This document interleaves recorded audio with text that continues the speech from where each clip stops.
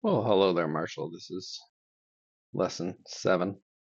I'm bored and I thought it would be fun to play a little bit higher stakes poker.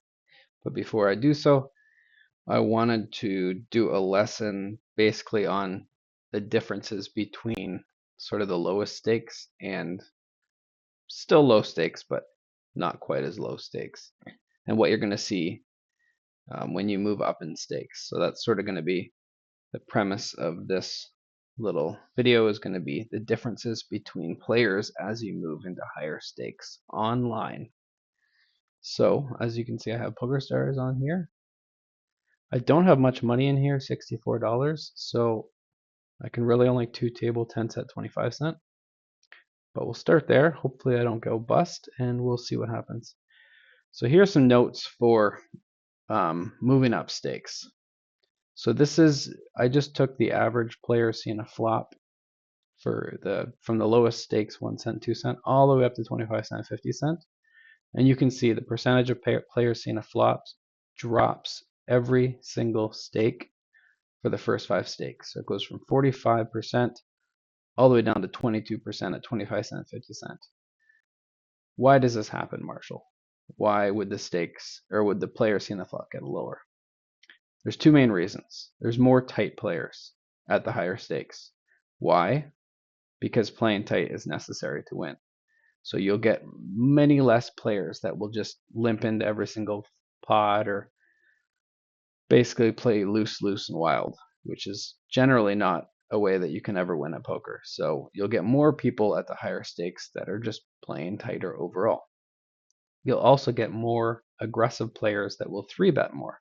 So you'll get more players that will 3-bet or raise the original raiser, because it's sort of like a leveling war. So if someone raises on the button, someone might 3-bet from the blinds saying, well, because they're raising on the button, they're really wide, they could have a lot of hands. So I think that they likely have not a great hand, so I'm going to 3-bet to try and take away their raise, if that makes sense. So you're going to get more 3-betting and just overall more aggressive players. So therefore, if there's a raise and a 3-bet and then the original raiser folds, then no one sees a flop in that hand. So tighter players and more 3-bets is what I expect us to see when we're playing. Here's just what to expect at higher stakes. There's going to be less limping, so you're not going to see many people just putting the minimum in as the first person into the pot. There's going to be more 3-betting, which is basically re-raising. I'll put AKA re-raising. This is pre-flop. And there's just going to be more aggression overall with more blind stealing and re-stealing. So without further ado, I will pause. I will get a game or two going, and then we'll get into the action and we'll talk. Okay, we're on the table. Just sat down, so it might be a few hands, but I think already we can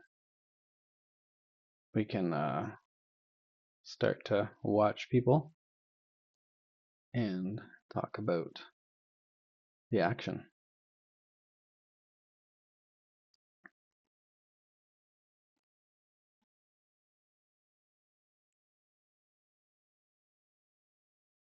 Ten jack is the nuts on this board. This guy check raised. I didn't see the pre-flop action. And we have a shove, a snap call. They both have the nuts. Look at that.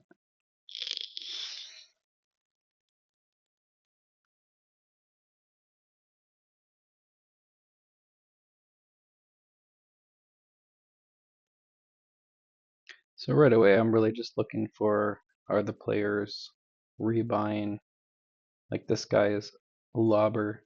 Ed is automatically rebuying to the maximum every time his stack goes a little bit low. So I can assume he's probably a regular player. So you can see right away this player raised 3 times the blind, which is common. This Sam Ismone only has $18, so it's a little bit more likely for him to be a weaker player.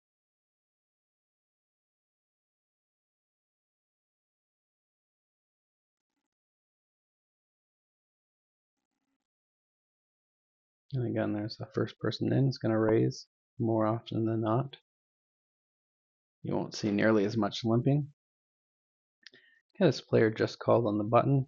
So again, not guaranteed, but it's a little bit more of a passive move. So I'm again considering that he might be a weaker player.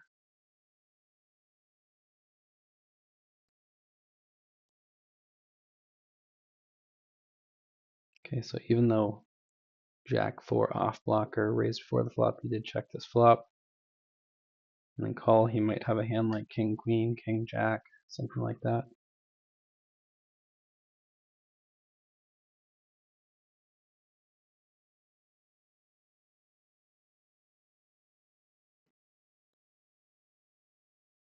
I think I'll probably just stay on one table just so that we can really dive into the analysis of the higher stakes.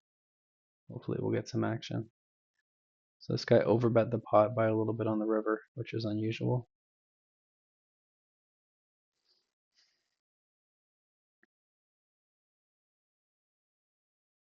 So again, this is another sign of someone who is possibly a better player when they have a pre-bet amount that's already programmed in. Okay, our first hand's 10 Jack suited. This is a good multi-way hand. We would like to see several opponents against us. We don't really want to 3-bet this hand. So this is the first 3-bet we see. This player raises to 62 and then gets 3-bet almost immediately by a player in position. So we're going to have to let this hand go. But that, as you can see, is an aggressive move.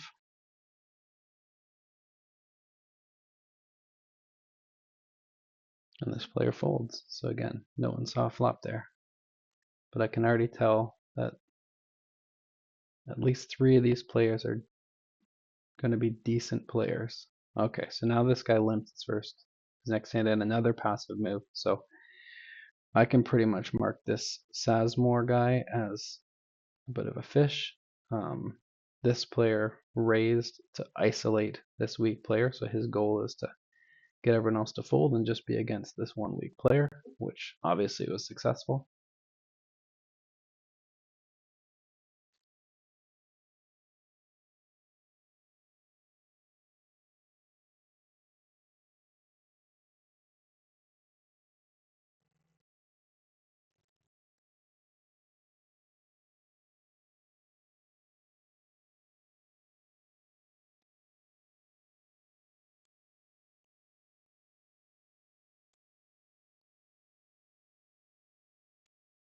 Fold the 5-10.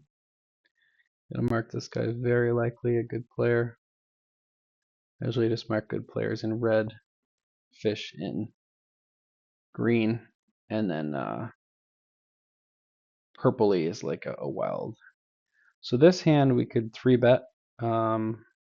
We could fold. It's not a huge difference between the two. I'm going to 3-bet just to get my first aggressive play out there. This player is not in a terrible position, but he's kind of early-ish, so you got to respect it a little bit more. So we got heads up just against what we believe to be the weaker player. And we're just going to go ahead and bet once, not very much. It's a paired board, so it's less likely for our opponent to have hit the flop. We also have a backdoor flush draw. I think here the board's fairly coordinated. I don't think we barrel again once he calls the flop. Again, we don't want to bluff a weak player, but we did try and continuation bet. He leads. Again, this is an unusual play. He leads full pot.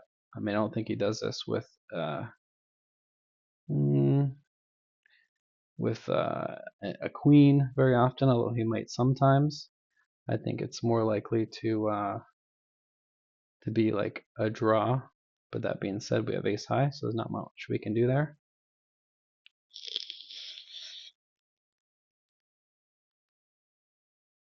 But even weaker players at this stake aren't just total passive fish. Even weaker players will still make random, unusual, aggressive moves. So it's not something that you can just assume that because they're a weaker player, they're just going to be super passive and never be betting or raising.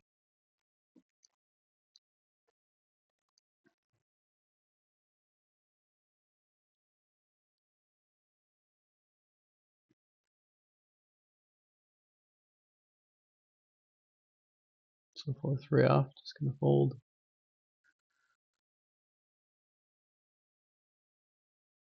Okay, so we won the small blind. There you go. All right, we got ace king here out of position. We're going to raise or 3-bet depending on the action. I'm definitely going to 3-bet here. I'm going to raise a little bit more than normal because we're in the small blind just against the big blind. And we just take down the 25 cents. So that's a win. Okay, we got ace 8 suited on the button again. Weirdly, almost in the same situation we did last time. We're going to raise. I'm going to raise a little bit more than normal because we are on the button. And again, we're hoping just to get against this sort of weaker player. We flipped a gut shot, an open ender. Sorry, a gut shot. 7 gives us a straight. It's a very coordinated board. I don't think we're going to get him to fold very much, so I don't mind checking back here, trying to hit something. We have the best hand some percentage of the time. I like him checking twice.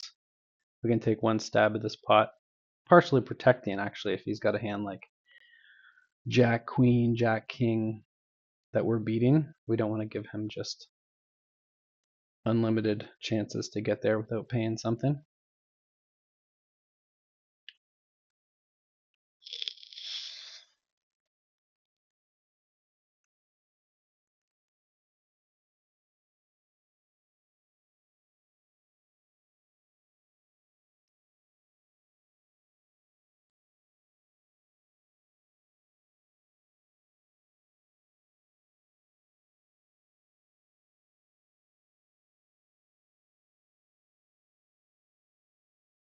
Very strong and large check raise by Adam.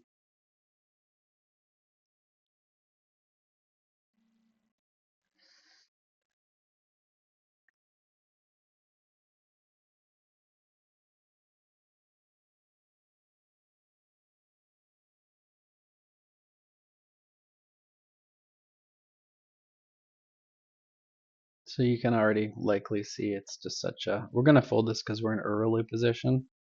We can raise with it, I think, in any other position but first to act. But as I was saying, you can see in this stake, there's much more raising and much less calling, and a lot more 3-betting and check raising and just doing different plays that are more on the aggressive side. Okay, this is again 10 jack suited is a good multi-way pot hand. Flops lots of straight draws, flush draws. We're certainly going to play it blind against blind. We can probably 3-bet this just because we're against the small blind in position. So we're going to 3-bet, just take the betting lead.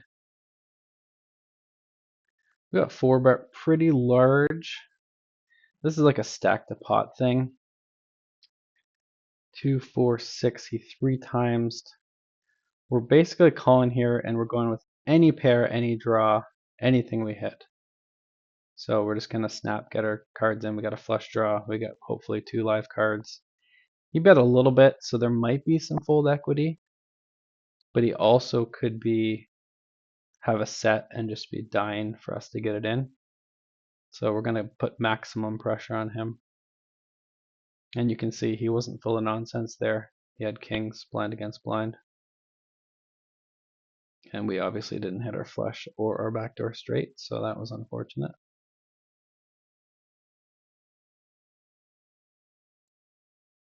So I'm going to mark him as a decent player. And you can see this isn't, if I weren't recording this game, then I certainly wouldn't be playing at this table because it doesn't seem to be any weak players in the game. I would say they are all at least probably better than most of the casino players you're going to find. But yeah, so let's talk about that 10 jack hand. one more time if I can find it. All right, so there it is again. So basically what happened is everyone folded to the blind. How do I do? So everyone folded to the blind who raised, of course. Now we have a pretty strong hand just against one opponent, and we have basically position. So we 3-bet this hand to be aggressive to take the betting lead. Oh, okay, we'll go back to that in a second. We have 2 10s, so we're going to raise first one in. Possibly just take it down.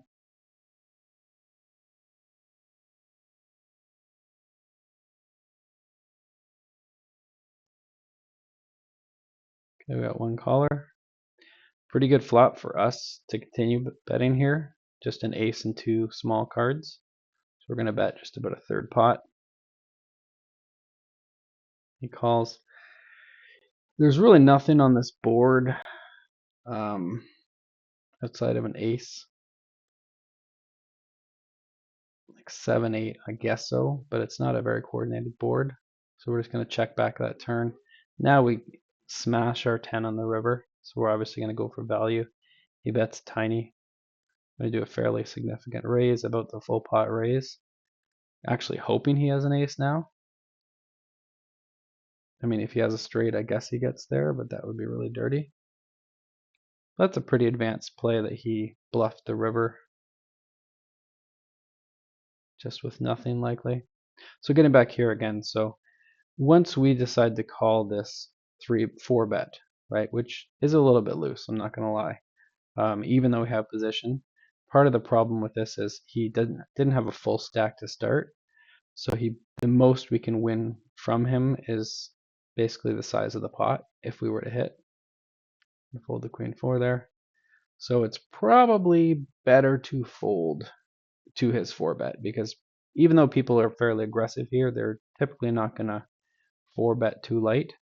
And then obviously when we flop a flush draw, he ended up under betting the pot because he really wanted to get his stack in. So that was sort of what happened. We said, okay, no problem. He calls. And our equity is not terrible, so we're a 2-to-1 dog here with 30% chance of winning. Obviously, we could hit a heart, or we could hit a backdoor straight like a 9 and a king or something. But that's the way that one went.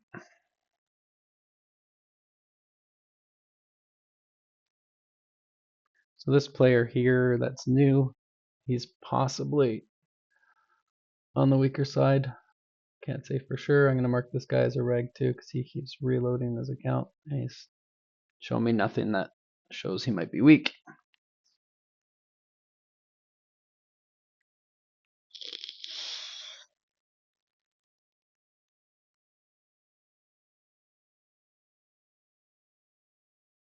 So one thing that's fun to do is, if you're analyzing a hand, is to look and think to yourself, if I saw the opponent's cards, would I have played it differently?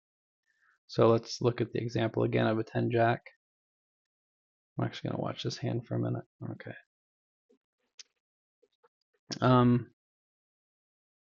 Okay, folding the 5-2. So this 10 jack, if I knew, like going back to pre-flop, if I knew he had 2 kings here and he raised, would I have 3-bet? No.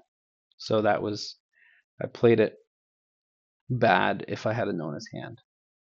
Then once he 4-bet me, if I knew he had 2 kings, would I have called? No.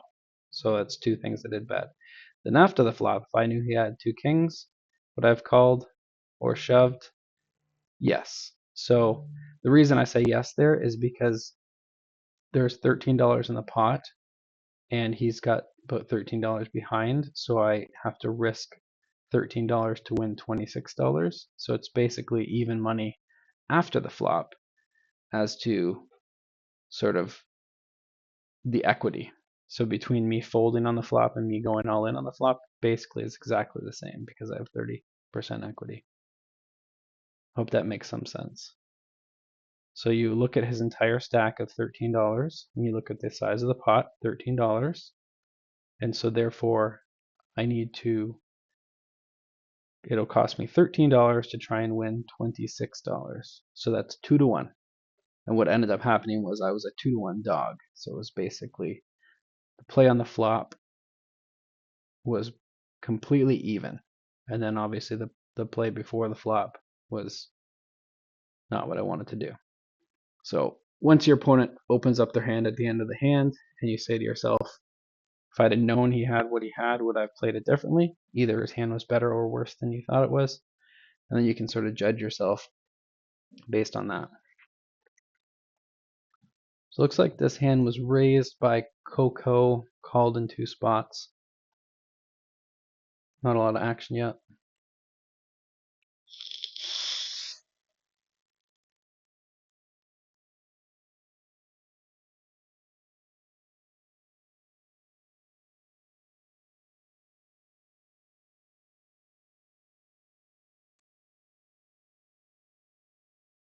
The other thing about that 10-jack suited hand is the reason, even though he bet $3 on the flop, the reason I didn't just call and I decided to go all in was because, first of all, if I just called that $3, now there's $16 in the pot. If the turn isn't a heart and he goes all in for $10, now my pot odds are terrible because now I have to call $10 with only 1 card left. So it actually reduces my pot odds in that instance. So if I had any fold equity means any chance to get my opponent to fold, like maybe he's got a hand like ace king there and he didn't flop anything, then I want to take advantage of that situation and go all in on the flop as opposed to just calling the $3 on the flop. So I raised these sevens, immediately got 3-bet by the player to my left. I'm going to fold this. Unless J4 were to cold call. But again, we're out of position. I showed strength as the first player, and this guy showed even more strength as a second player in. So we're going to let that hand go. We could try and flop through the kind, but being out of position, it's a little bit more tricky to get money. What I mean is if you flop through the kind, it's a little bit more tricky to get more money in. So again, this player raised and again got 3-bet by this guy. So we're going to fold this king 4. This Adam guy's probably getting a little frustrated, but you can see how difficult it is to play with aggressive players. So we have a reasonably playable hand. It's not terrible, but we are out of position in the small blind. And it's close between calling and folding. We'll fold it here because we're not closing the action. Because with a hand like Jack Queen, you can get into these tricky spots where you can flop a hand like we would have, which is middle pair. We would have been out of position the whole hand. So it'd be just very, very difficult to play. So as much as we can try and avoid tough spots. We could have raised this queen 6 suited on the button if we were the first one in, because it was opened by the under the gun player, which is the first player to enter after the blinds. We're going to just let it go, wait for a better spot.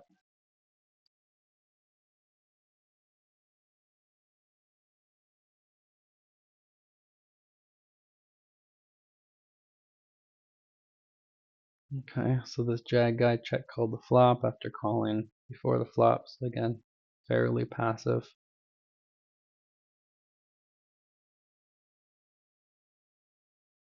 Still checks again.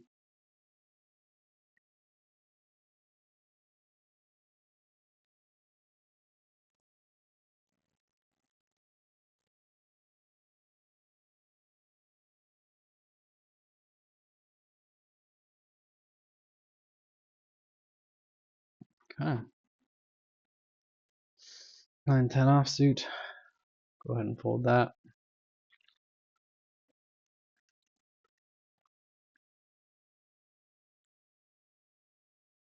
I'm gonna mark Adam also as a good player. Okay, he did a big 3-bet here and then took it down. So that's again a sign of a good aggressive player.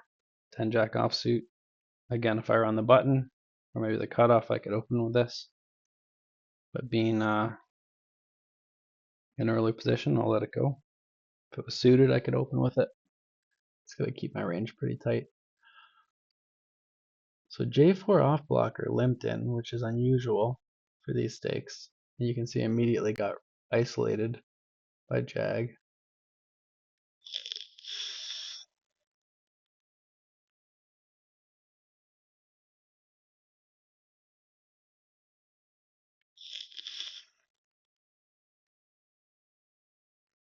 That's about 2/3 pot.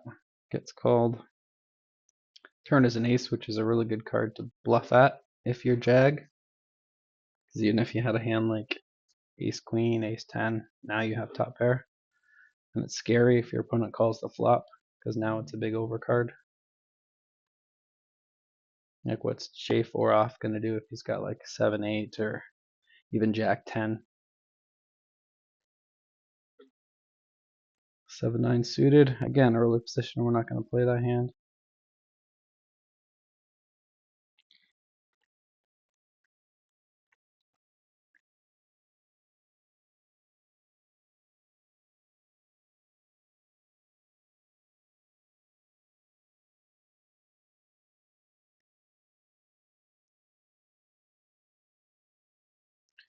Okay, 7-9 suited again. We may call if we get at least one more caller, because it's again a good multi-way suited one gapper, it's called. But if it's no one else is playing, then we're certainly not going to play out of position with 9 high. Okay, here we have a suited ace, which is decent. It's a good 3-betting hand if one of these late position guys were to raise. Again, we have an ace, so it's less likely that they have an ace. If this guy 3-bets, we might consider 4-betting here. Usually you go about 4 times the size of the raise when you're out of position and about 3 times when you're in position. So that's why I'm making this a little bit bigger. Okay, we were called here. We flop middle pair. It's an all heart board. I'm going to start with a check here. We're not folding. Middle pair in a 3-bet pot is perfectly reasonable. He checks back the flop. So I think we should consider bopping this a little for value.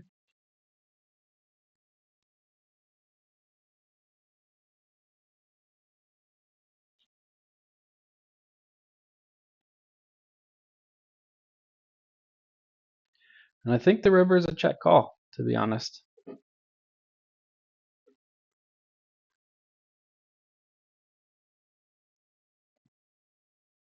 If he has something like just a naked ace of hearts, we're beating a decent amount of hands. He could have a lot of straight draws in there. I think it's a pretty good call. So he had an open-ended straight on the flop with the 8-10. So if you look at 8, 9, 10 jack, and then the reason I checked out of position on the river was because if he does have something like just the ace of hearts or some other misdraw, then he might feel like he has to bet the river in order to win. So if we were to bet the river, he couldn't call with 10 high, but by checking there, it's called inducing a bluff. So we basically like give him a little bit of rope and he hung himself.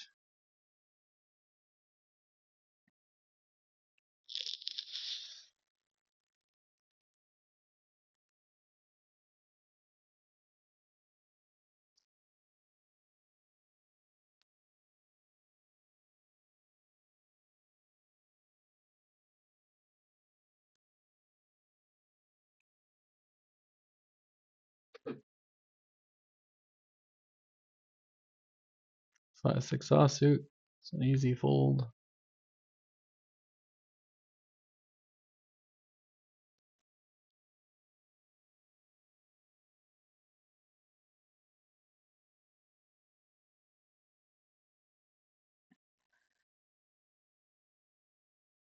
9 deuce, another easy fold.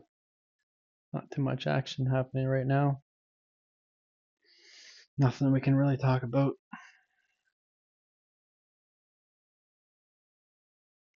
Aside from the fact that I'm getting a little bit hungry. Oh yeah, I was gonna make some noodles. Gotta boil some water. Okay, here's interesting. A button raise and then a pretty big 3-bet. Well, not really, just over 3 times the blind. Again, so this is sort of like the button is going to be raising with all sorts of hands, and then the player in the blinds is like, I know you're going to be raising with all sorts of hands, so I'm going to 3-bet you and take the betting lead away. And then he bets again and takes the pot. Jack 9 suited again. If we were in late position, we can raise with this. Not from early position. I'm going to maintain a tight and aggressive way to play.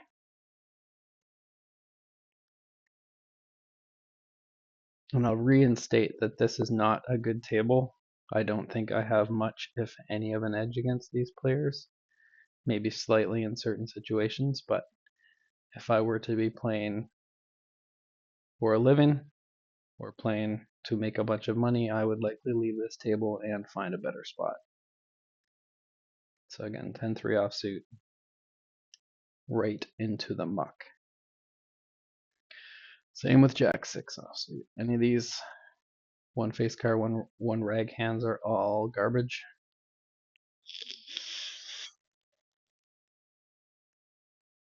And this is just an example of how tight this game is. You had back-to-back hands that everyone folded.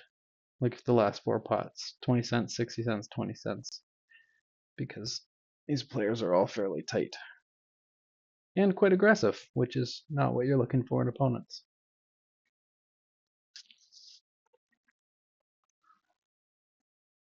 Okay, so early position raised to 75. Got 3-bet by Jag. Again, see how much 3-bets are happening. And this Coco folds. So again, no flop there. Okay, we got 2s. We'll raise if we're the first one in. Just again, trying to steal the blinds or take down the blinds.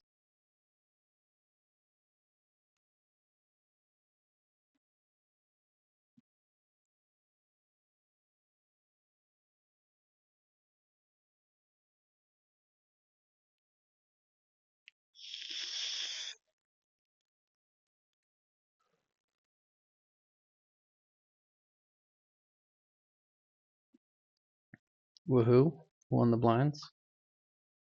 Ace-8 suited. We'll raise if it's folded to us.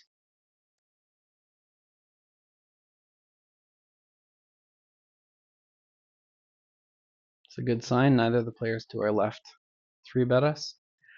We got 3-bet out of position. It's a good size 3-bet. I think we can call here. I think Adam's aggressive enough. We can call here. We do have position. But again, it makes a really tricky spot here. We flop nothing. Flop a black backdoor flush draw. He checks to us. We're not gonna fall for that trap. And he bets third pot, so we're just gonna let it go. But again, you can see the power of aggression. We were the weaker player there. To King 10 offsuit, late position we'd raise with it. Early position, not so much. So you can see why you don't want to call 3-bets very often, because you end up being somewhat handicapped and the pot is very large. So the decisions you make can be much more expensive if you make them wrong. Okay, raising a 3-bet and a call. So this is interesting. This Jag guy looks a little bit loose. He seems to call a lot of 3-bets. Usually a sign of a better player is when they can raise and then fold to 3-bets more often.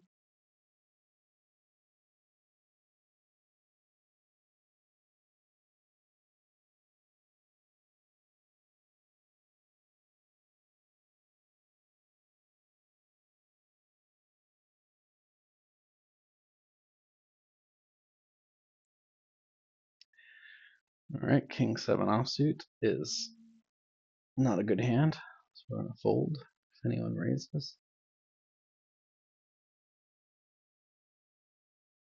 I mean, the exception might be blind against blind. And again, everyone just folds and we take it down. So this is just a table without fish. So this is what it looks like when a bunch of decent players play against each other. It's just quite tight. It's quite aggressive. But it's good to see. So there you go. There's a raise and another 3-bet by Coco. Ooh, there's a flat call of a 3-bet. That's a little bit scary. And then you can see Adam immediately folded.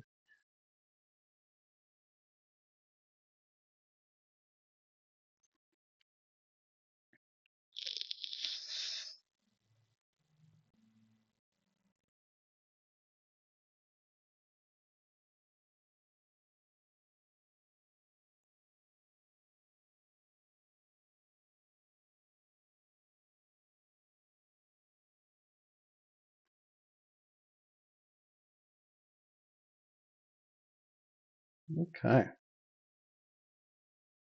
7-6 off. Not doing anything here.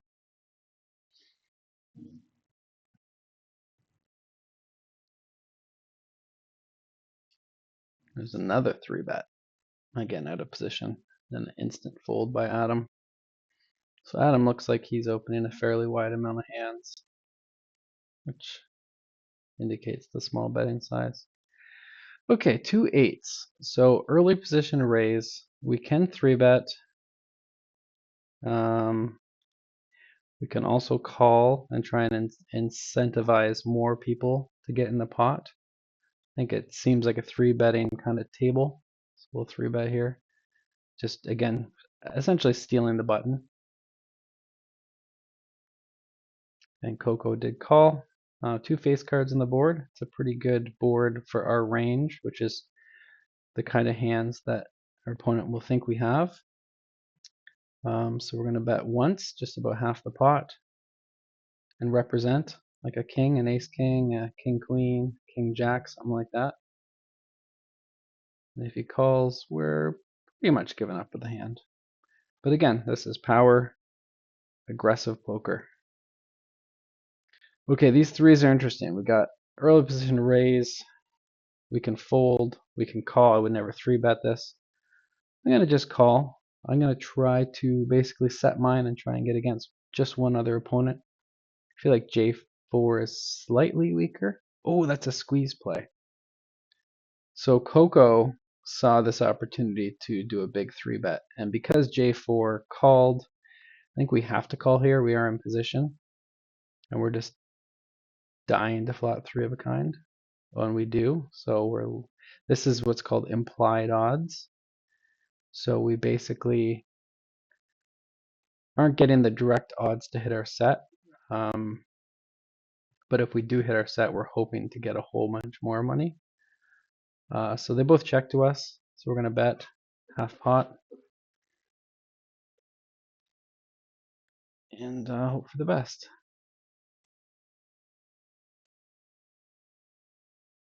There's like no way we're doing anything but getting our chips in no matter what comes in the turn and river. And we just took it down. So we didn't get any implied odds, which is unfortunate there. Because when you hit 3 of a kind, you're hoping to be against a hand like aces or kings and then be able to take the remainder of your opponent's stack. But in any event.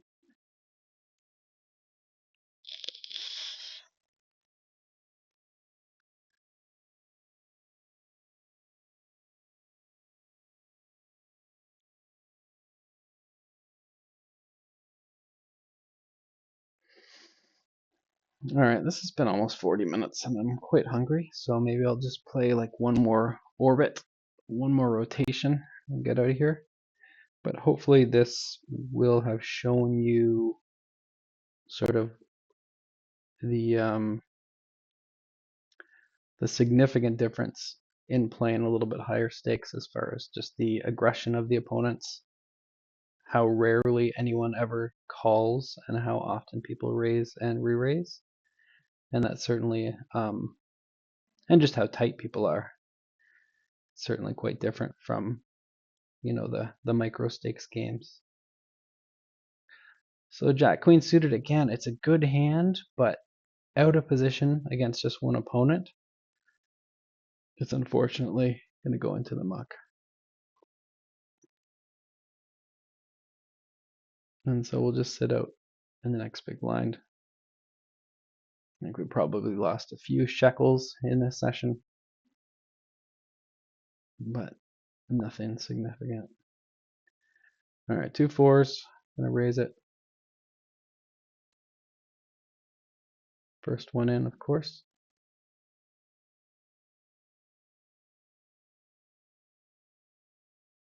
Okay, we get 3 bet.